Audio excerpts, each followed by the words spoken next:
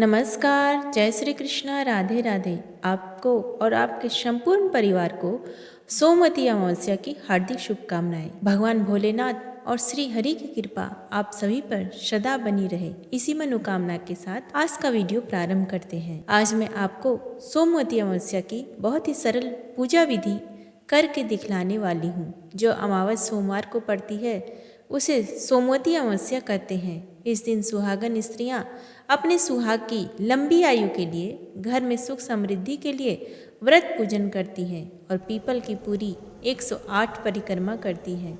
कभी कभी हमें पीपल वृक्ष नहीं मिल पाता है तो घर पर आप किस तरह सरल विधि से सोमवती अमावस्या का पूजन कर सकते हैं, वही मैंने आज के इस वीडियो में आपके साथ शेयर किया है।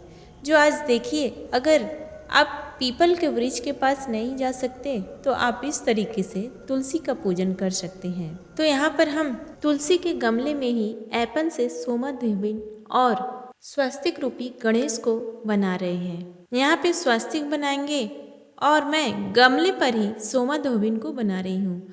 आप चाहे तो पान के पत्ते के ऊपर या फिर पीपल के पत्ते के ऊपर आप बना सकते हैं, और चाहे तो देखिए मिट्टी से या हल्दी आदि से भी बना सकते हैं। ऐपन कैसे होता है? ऐपन जो होता है वो होता है चावल के आटे के अंदर हल्दी मिला करके पानी में उसे घोर ले।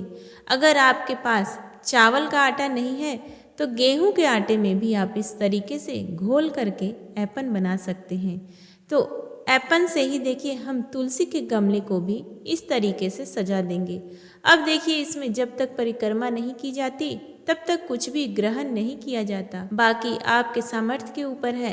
अगर आप प्रेग्नेंट आदि हैं या बीमार रहते हैं तो आप ले सकते हैं, लेकिन जो भी स्वस्थ है वो निर्जल निराहार रहकर ही इस परिक्रमा को करते हैं। इसलिए यह पूजन सुबह सुबह सूर्योदय होने के बाद जल्दी से जल्दी स्नानादि से निवृत्त होने के बाद यह पूजन कर लिया जाता है। तो देखिए, तुलसी के गमले का भी हमने अच्छे से हल्दी कुमकुम ऐपन से इस प्रकार से श्रृंगार कर दिया है। तो आप इस तरीके से एक छोटी सी चौकी बिछा ले। चाहे तो देखिए, अगर आपने जमीन को लीपा है तो आप सीधा भी जमीन पर इस पूजा को कर सकते हैं। तो एक हमने यहाँ पर लाल रंग का वस्त्र बिछा लिया है, उसके ऊपर हम एक दीपक की और धूप की स्थापना कर देंगे। आज के दिन जो दीपक बनाया जाता है उसमें रुई का प्रयोग नहीं किया जाता है, आप कलावे से बाती बनाएं, क्योंकि देखिए मूल और तूल को स्पर्श नहीं किया जाता है। सोमवती अमावस्या के दिन मूल का अर्थ होता है मूली और तूल का अर्थ होता है कॉटन, और उसके बाद में जल का छींटा करके हम सभी को स्नान करा देंगे, शुद्धिकरण कर देंगे। इस प्रकार से सभी को और तुलसी मैया को भी हम जल से सींच देंगे। उसके बाद में हम सोमाधोबिन को और स्वस्तिक को टीका करेंगे और दीपक को भी हम टीका करेंगे, और उसके बाद में तुलसी मैया को भी हम टीका करेंगे। और इसी के साथ में तुलसी मैया पे आप चाहे तो सिंदूर से आप 108 टीका भी दे सकते हैं। सोमवती अमावस्या के दिन 108 अंक का विशेष महत्व होता है। तो आप 108 टीका तुलसी के गमले पर या तुलसी के पौधे पर इस प्रकार दे सकते हैं। और देखिए, ये जो व्रत है ये 2 प्रकार से किया जाता है। एक तो परिक्रमा करने के बाद में शुद्ध सात्विक भोजन कर लिया जाता है। किसी किसी के यहाँ पर शाम तक व्रत करके एक समय मीठा भोजन खाया जाता है। पूरे दिन व्रत किया जाता है।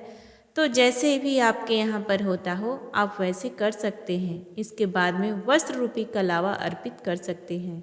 आप चाहे तो तुलसी मैया के ऊपर कलावा लपेट भी सकते हैं। थोड़ा सा यदि तुलसी आपकी बड़ी है, इसके बाद में पुष्प अर्पित कर देंगे। तो इस तरीके से पीपल वृक्ष न मिलने पर हमें तुलसी मैया का पूजन और परिक्रमा करनी चाहिए। इस तरीके से देखिए, यहाँ पर सुहाग की सामग्री जरूर अर्पित करनी चाहिए, क्योंकि यह जो व्रत पूजन है यह सुहाग के लिए ही होता है। तो जितनी भी सामग्री आपके पास बन पाती है उतनी आप जरूर भेंट करें। इस प्रकार से सोमाधोबिन को चाहे तो आप देखें यहाँ पर वस्त्र आदि भी अर्पित कर सकते हैं। उन्हें चुनरी, साड़ी या फिर आप सूट आदि भी यहाँ पर निकाल सकते हैं, और परावनी भी यहाँ पर निकाली जा सकती है। तो उसके बाद में देखिए हमने तुलसी मैया को चुनरी अर्पित कर दी है। भोग में आप जो भी मिठाई हो वो आप अर्पित करें। अगर मिठाई नहीं है तो आप मिश्री या चीनी को अभी भोग लगा सकते हैं। कुछ भी आपने मीठा बनाया हो, खीर, पूरी, हलवा आदि, वो भी आप भोग प्रसाद के रूप में लगा सकते हैं। उसके बाद में ऋतुफल आप अर्पित कर सकते हैं और कुछ ना कुछ दक्षिणा यहाँ पर जरूर रखें, क्योंकि हमारी पूजा में जो भी कमियाँ रह जाती है उन्हें दक्षिणा के द्वारा पूर्ण कर लिया जाता है। उसके साथ में देखिए, जो आपका सिंदूर दान हो, उससे जिससे आप सिंदूर लगाते हैं उसे 7 बारी हम सोमा धोबिन को सुहाग देते हैं और फिर उसके बाद में सोमा धोबिन से हम सुहाग लेते हैं। इस प्रकार से जो भी हमारी उंगली में सिंदूर बच जाता है उसे हम अपनी मांग में लगा लेते हैं। और ठीक उसी तरीके से हम तुलसी मैया को भी इस प्रकार से सुहाग देते हैं और फिर तुलसी मैया से हम सुहाग लेते हैं। तो इस प्रकार से हमें अवश्य रूप से करना चाहिए। जिससे भी आप सिंदूर लगाते हैं, सिंदूरा आप पूजा में जरूर रख लेंगे।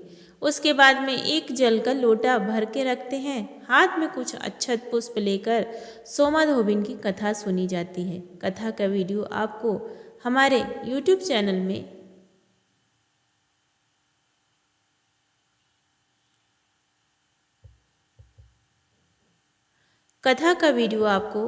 हमारे अगले वीडियो में अवश्य ही मिल जाएगा, उसे आप ज़रूर सुने, क्योंकि कथा के बिना यह व्रत पूजन अधूरा माना जाता है। तो इस कथा को इस प्रकार से यहाँ पर बैठ कर के अवश्य रूप से सुने और उसके बाद में हम इस प्रकार से आरती कर देंगे, प्रार्थना करेंगे, क्षमा याचना करेंगे। इसके बाद में दी जाती है 108 फेरियाँ। देखिए, 108 आप नहीं कर पाते हैं किसी भी कारण से, तो जितनी भी आपकी सामर्थ्य है आप उतनी परिक्रमा कर सकते हैं। परिक्रमा करने के लिए हमने यहाँ पर 108 चने लिए हैं, इन्हें गिन करके 108 लिया जाता है। आप कोई भी चने, खाने पीने की वस्तु ले सकते हैं, मेवा, मिठाई, श्रृंगार की सामग्री से परिक्रमा दे सकते हैं। और पूजा की जो सामग्री होती है ना, उसमें भी आप कुछ भी ले सकते हैं, जैसे लड्डू गोपाल के वस्त्र ले सकते हैं, ज्वेलरी ले सकते हैं, अगरबत्ती, धूप बत्ती, जो भी लेना चाहें, जो भी शुभ चीज़ें होती हैं उनमें आप परिक्रमा दे सकते हैं। तो परिक्रमा लेने के लिए देखिए, एक पात्र में हम इस तरीके से हाथ में लेकर के चलते हैं, 108 हम गिन लेते हैं और एक खाली पात्र यहाँ पर रख जाते हैं और एक खाली पात्र यहाँ पर रखा जाता है और उसमें एक फेरी के साथ में एक वस्तु को खाली बर्तन में हम डालते जाते हैं। इस तरीके से हमारी 108 परिक्रमाएं पूर्ण हो जाती हैं। और जो भी फेरी वाली वस्तु होती है ना, उसे कभी भी घर में प्रयोग में नहीं लाया जाता है, ना ही खाया जाता है, उसे बाहर दान दिया जाता है। कभी भी उसमें से घर में प्रयोग में नहीं लानी चाहिए।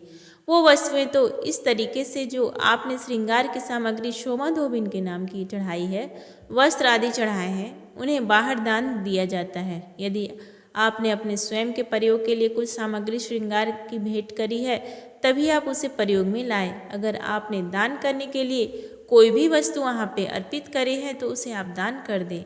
जो भी यहाँ पर फल हमें अर्पित किए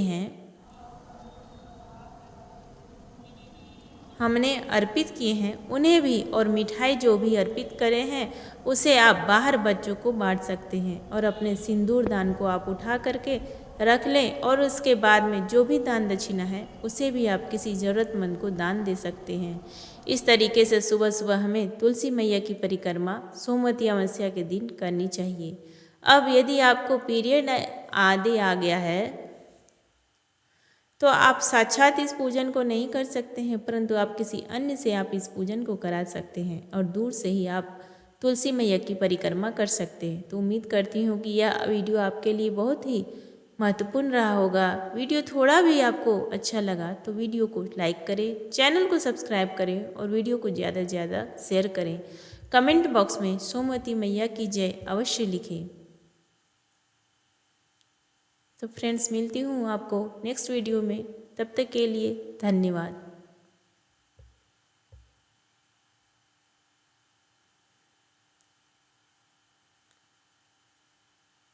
जय श्री कृष्णा, राधे राधे।